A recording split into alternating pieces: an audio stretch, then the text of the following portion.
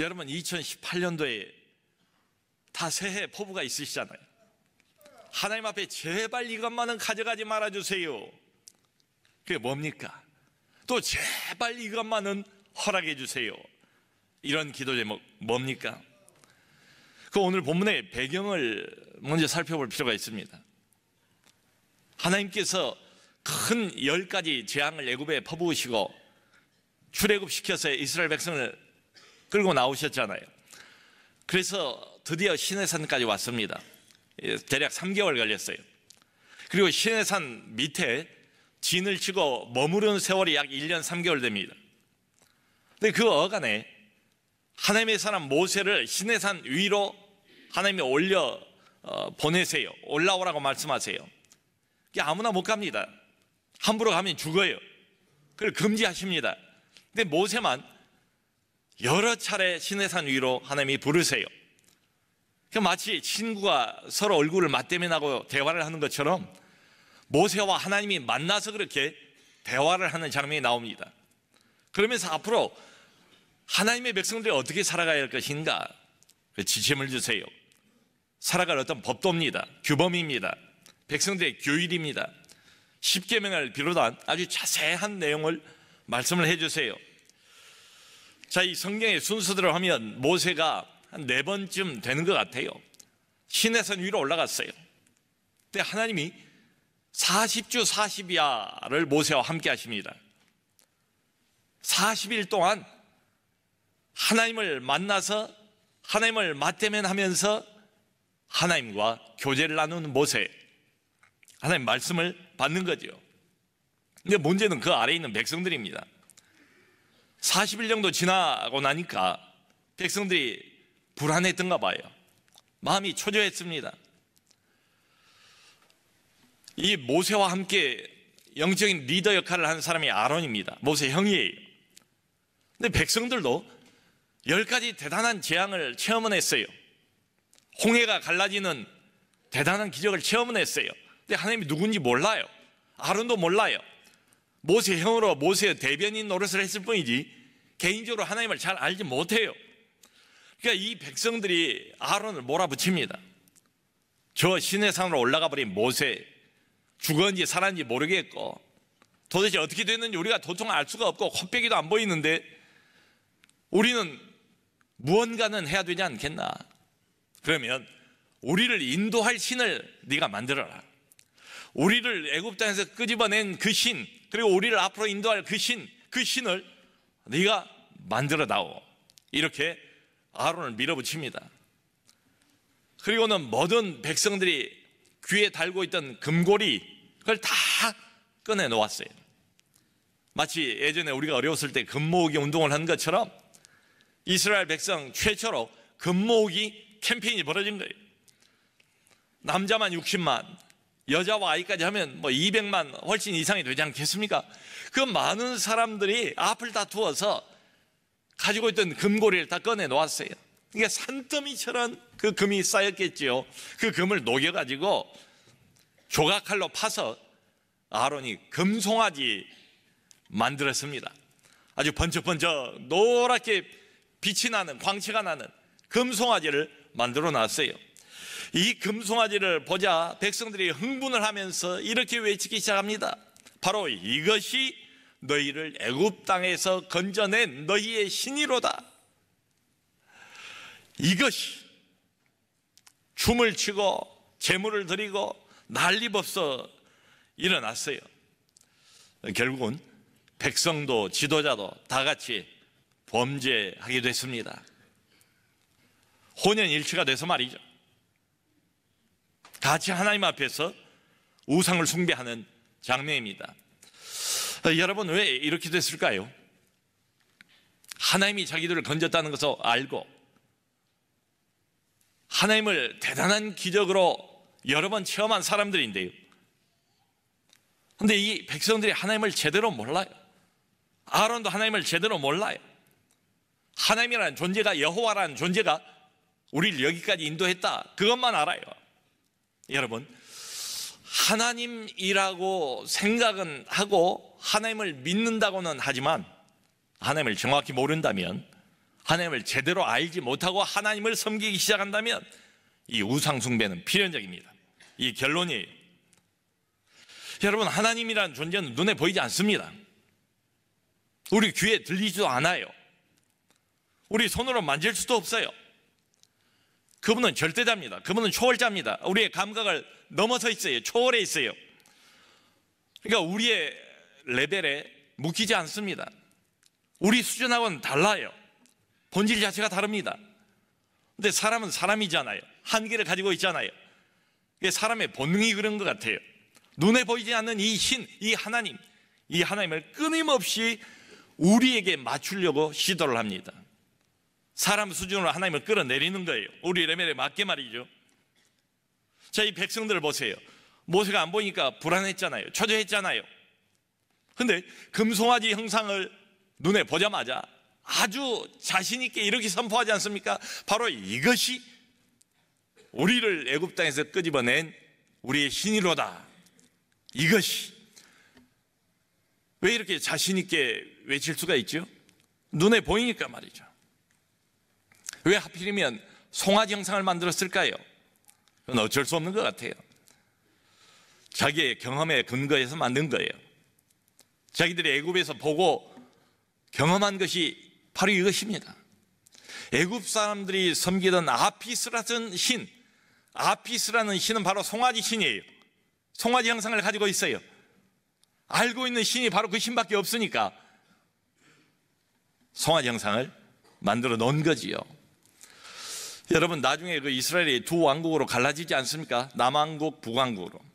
그 북왕국을 이스라엘이라고 부르는데요, 그 북왕국의 최초의 왕이었던 여로보암 왕이 예루살렘 성전으로 자기 백성들이 가서 거기서 제사 드리지 못하도록 단과 베델에다가 제단을 따로 만들었어요.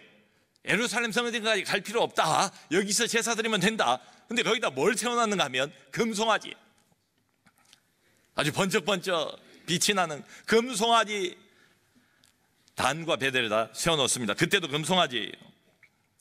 참 얼마나 아이러니한 장면입니까?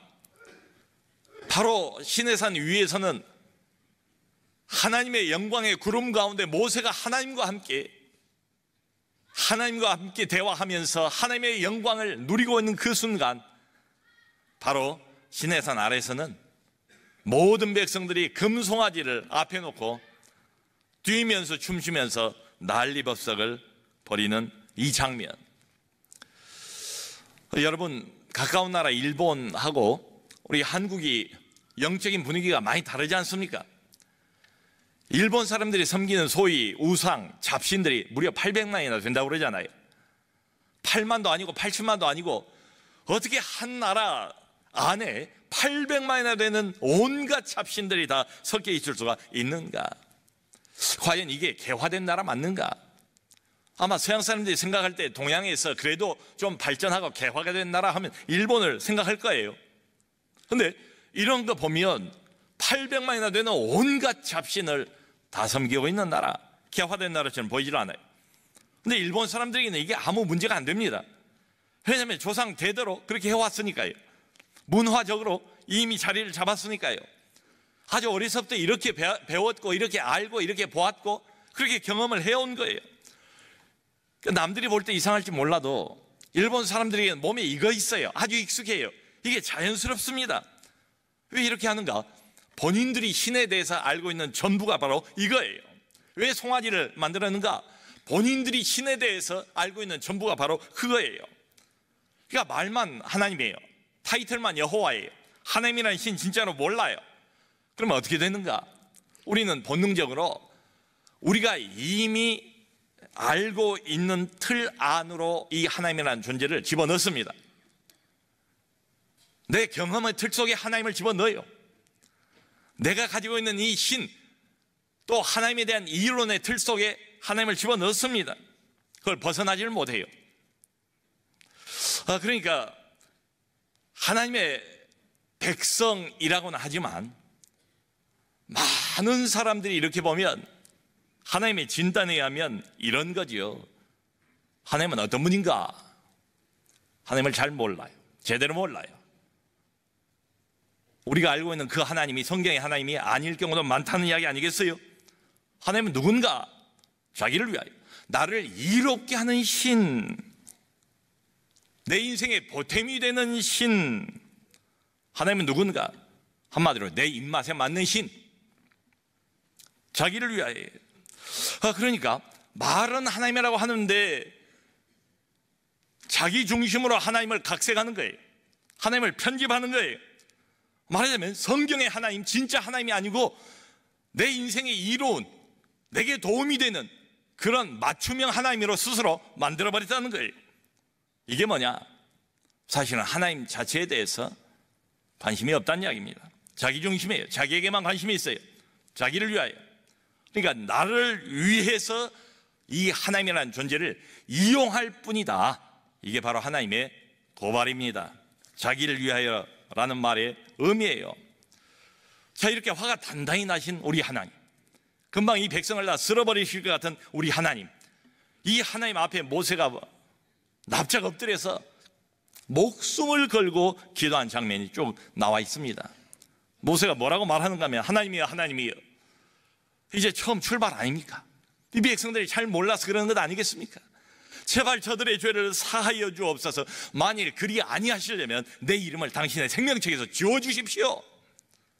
차라리 나를 생명책에서 파버리시고 나를 멀리 던져버리시고 이 백성은 감싸주세요. 한 번만 용서해 주세요. 간절한 모세의 기도를 하나님이 받아주세요. 그래 용서하십니다. 그리고는 하나님께서 모세에게 이런 말씀을 하세요. 그러면 약속한 땅이니까 젖과 꿀이 흐르는 그 가나안 땅으로 내가 너희를 인도하겠다. 근데 내가 가지 않고 내 사자가, 내 천사를 앞장서 보내겠다. 그를 따라가도록 하라고 말씀을 하세요. 그래서 거기에다 조건, 단서를 답니다. 내 사자가 너희 백성을 인도하겠지만 내가 친히 가진 않겠다. 내가 함께 가진 않겠다. 하나님이 삐지셨나? 왜 갑자기 안 간다고 그러시는가? 그 이유까지 여기 밝히고 있어요. 내가 만일에 함께 가다가 중간에서 너희가 또다시 불순종하고 목을 뻣뻣이 하면 내가 이 백성을 향하여 무슨 짓을 벌일지를 모르겠다. 이 백성들의 안전이 보장이 되지 않는다. 내가 함께 가면. 이런 이야기입니다. 내가 함께 가지는 않겠다.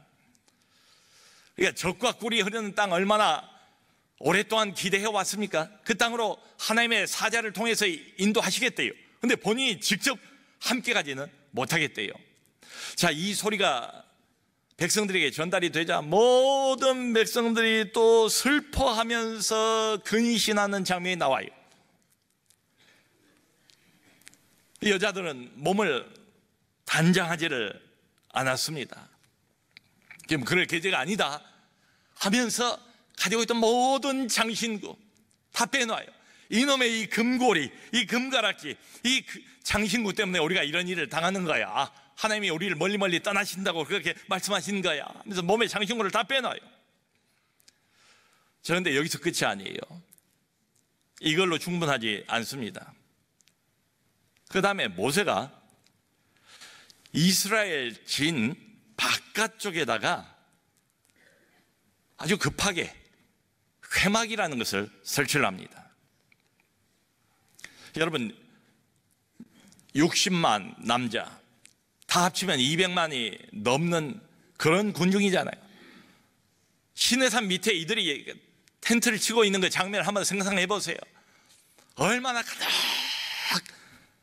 백성들의 이 진으로 시내산이 둘러싸여 있었겠습니까? 그런데 모세가 이 진을 멀리 떠나 이렇게 되어 있습니다. 가깝게 설치한 것도 아니에요. 진을 멀리 떠나서 회막이라는 것을 만들었어요. 설치를 했어요. 이 회막은 만날 회자입니다. 만난 장소예요. 영어로는 미팅 텐트입니다. 누군가를 만나요. 근데 사람을 만난 장소가 아니에요.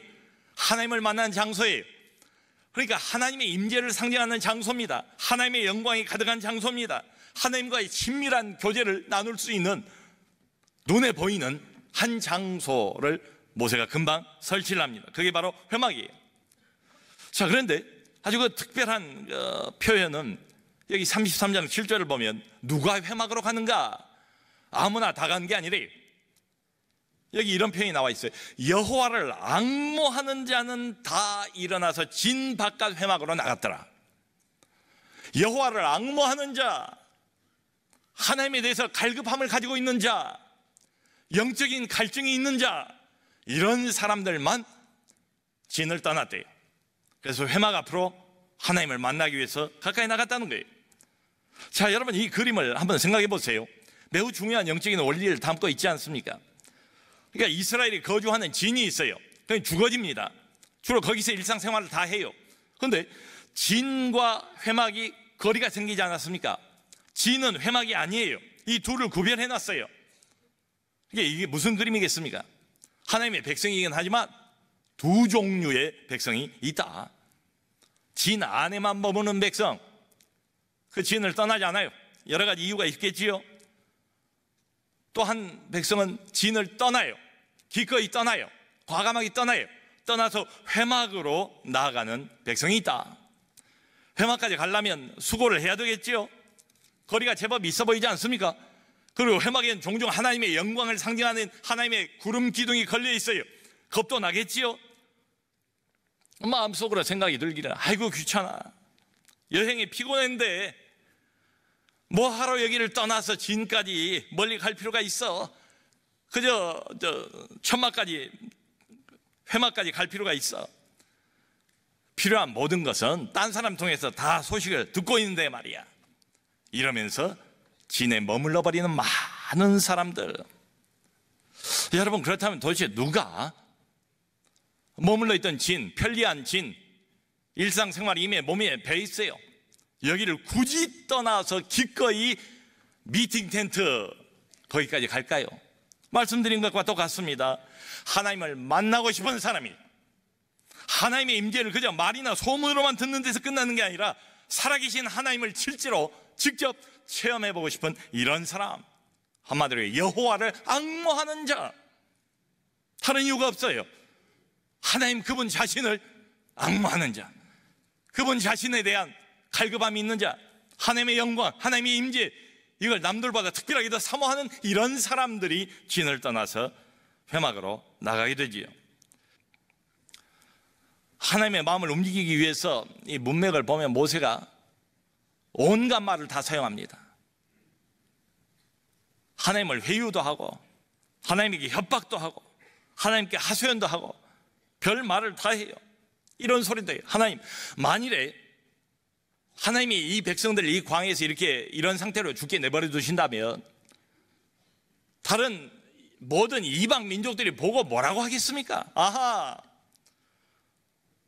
저 이스라엘을 건져낸, 노예 생활에서 건져낸 그 특별한 신 여호와는 결국은 이 광야까지 자기 백성들을 끌고 와서 이 백성들을 이 광야에서 죽이려고 하셨는가 보다, 이렇게 비아냥거리지 않겠습니까?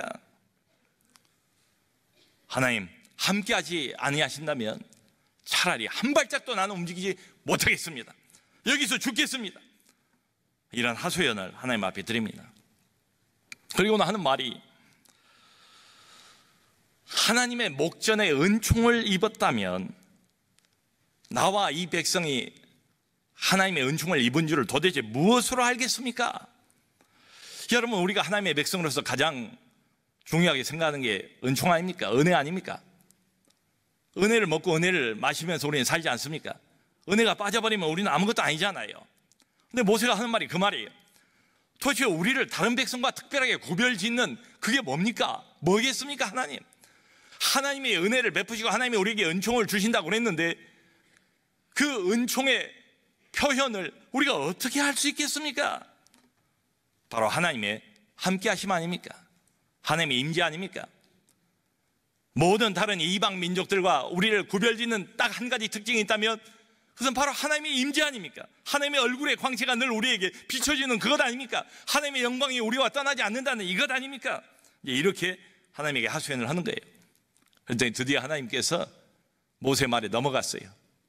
참 재미있어요.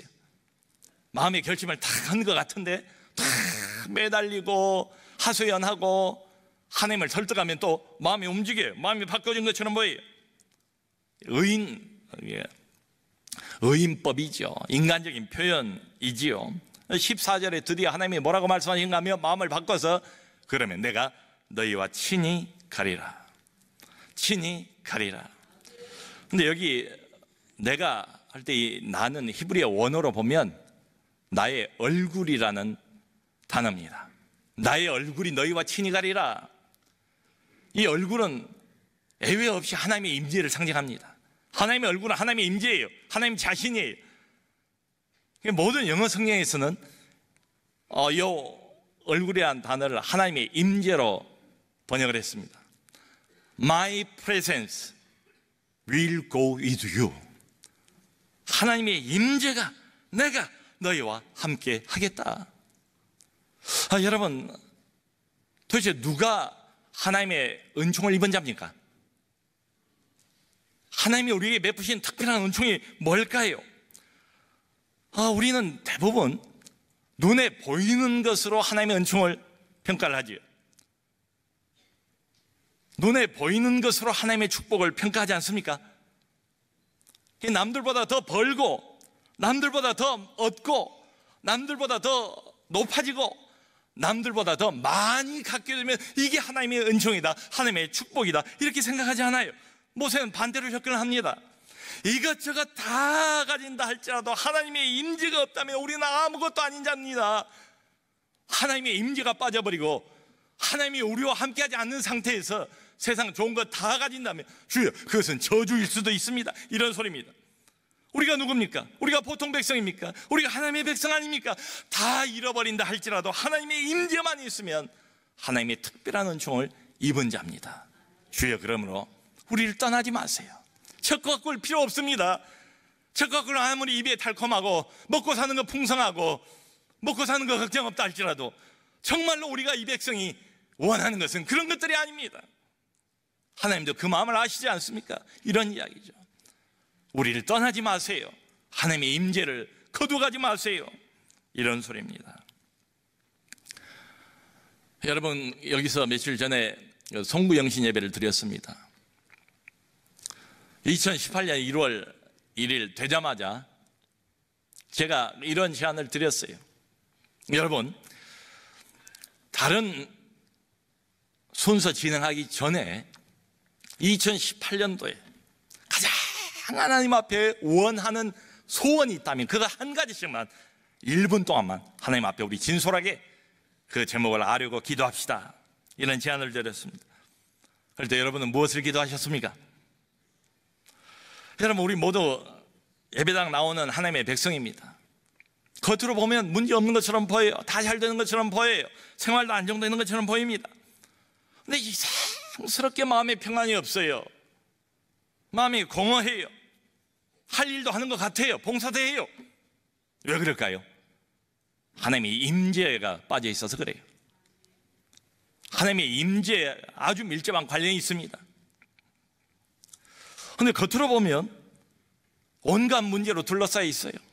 지금도 어려워요. 넘어야 할 문제가 산적해 있어요. 사방에서 우겨쌈을 당하는 것처럼 괴롭힘을 당하고 있어요. 그런데도 이상하게도 희한한 평안이 있어요. 마음이 든든해요. 늘 감사가 넘쳐요. 왜 그럴까요? 하나님의 임재 때문입니다. 이 하나님의 임재가 빠져버리면 겉으로는 아무리 신앙생활 잘하는 것처럼 보이고 생활도 안정돼 있고 축복받는 것처럼 보이는데 이상하게 마음이 썰렁해요. 마음이 스산해요. 영혼에 찬바람만 불어요. 충만이 없어요. 기쁨이 없어요. 감사도 없어요. 그저 형식적이에요. 신앙도 껍데기일 뿐이에요. 여러분, 매주마다 예배 출석하는 건 너무 귀한 일이죠. 헌금하는 건 얼마나 귀한 일입니까? 봉사하는 일, 어떤 봉사든 다 거룩한 일이고 하나님의 일이고 다 귀한 일입니다. 자, 그럼에도 불구하고 이런 것들이 신앙의 핵심은 아니에요.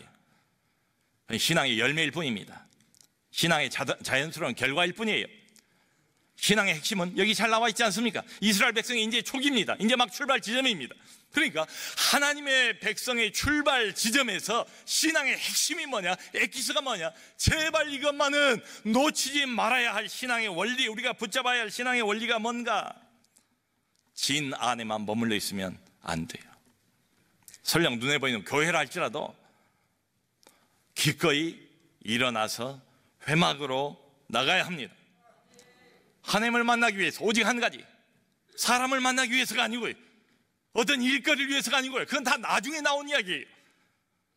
살아계신 하나님, 영광의 주인 되신 그분의 영광을 직접 체험하기 위해서, 살아계신 그 하나님을 직접 만나기 위해서 아무것도 구하기 이전에 먼저 하나님을 구하는 자세로 회막 앞으로 나아가는 우리 모두가 될 수 있기를 바랍니다. 이게 바로 신앙의 핵심입니다. 예나 지금이나 똑같아요. 하나님의 임재입니다. 하나님의 얼굴입니다. 하나님의 영광입니다. 하나님의 거룩한 빛입니다. 먼저 그분을 만나야 돼요. 먼저 그분을 먹고 마셔야 돼요. 하나님의 임재로 충만해져야 됩니다. 그래야 우리 영혼이 삽니다. 그래야 우리 교회가 삽니다. 힘을 얻습니다. 2018년 새해에 다른 무엇보다도 주여, 모세의 심정으로 한번 들어가 봅시다. 친히 가지 아니하시려거든 우리를 올려보내지 마십시오. 차라리 이 상태로 고생하고 거친 광야에서 그러면서 하나님을 붙들고 하나님을 의지할 수 있도록 차라리 우리를 광야에 내버려 두십시오. 무엇보다 하나님의 임재를 간절히 사모하는 우리 모든 성도들, 하나님 자신을 구하는, 먼저 구하는 2018년도 되기를 주님의 이름으로 축원합니다.